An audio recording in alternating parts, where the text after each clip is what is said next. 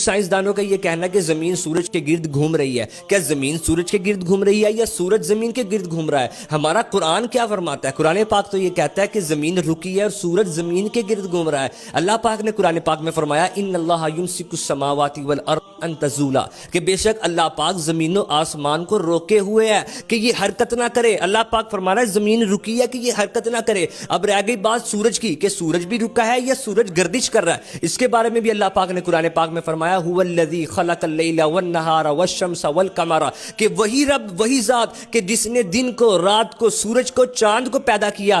کل فی فلک یسبحون، اللہ پاک فرماتا ہے یہ سورج، یہ چاند، یہ ستارے سب ایک گھیرے میں تیر رہے ہیں. مطلب یہ رکے نہیں ہیں، یہ سورج چاند یہ رکے نہیں ہیں بلکہ یہ ایک گھیرے میں تیر رہے ہیں. اور جس کے گرد یہ تیر رہے ہیں وہی زمین ہے جس کو اللہ نے روکے رکھا ہے. اب بھی اگر کوئی کہے کہ سائنس تو یہ کہتی ہے، اللہ کے بندے آپ نے سائنس کو پڑھا ہی نہیں ہے. خود ناسا، جرمن، امریکن جتنے بھی سائنٹسٹ ہیں ان میں ایک تعداد ہے جن کا یہ دعویٰ ہے کہ زمین رکی ہوئی ہے اور سورج اس کے گرد گھوم رہا ہے. پھر بھی بندہ کہے کہ سائنس کا تو یہ کہنا ہے کہ مجھے آپ یہ بتائیں کیا سائنس سے غلطی نہیں ہو سکتی؟ پہلے سائنس کا یہ دعویٰ تھا کہ یہ سود، شراب، یہ زنا یہ عام ہونا چاہیے کہ اس میں لوگوں کے فائدے ہیں، لیکن سائنس ابھی یہ کہہ رہی ہے کہ یہ چیزیں نہیں ہونی چاہیے. سود، زنا، شراب، اس سے معاشرتی اور اخلاقی برائیاں پھیل رہی ہے. مجھے تو یہ سمجھ نہیں آتی کہ آپ سائنس اور اسلام کو اکٹھا لے کر کیوں نہیں چل سکتے؟ سیدی امام احمد رضا خان علیہ رحمۃ اللہ نے بھی تحقیق کی، انہوں نے سائنٹیفک طور پہ بھی ثابت کیا اور قرآن و سنت سے بھی ثابت کیا کہ زمین رکی ہے،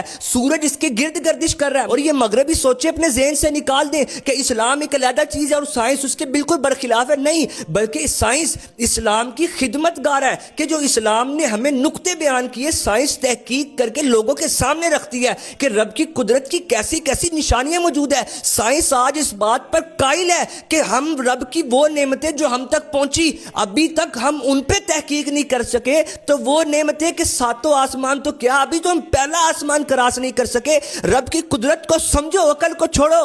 رب یہی تو فرما رہا ہے فَبِأَيِّ آلَاءِ رَبِّكُمَا تُكَذِّبَانِ، تم میری کون کون سی نعمتوں کو جھٹلاؤ گے؟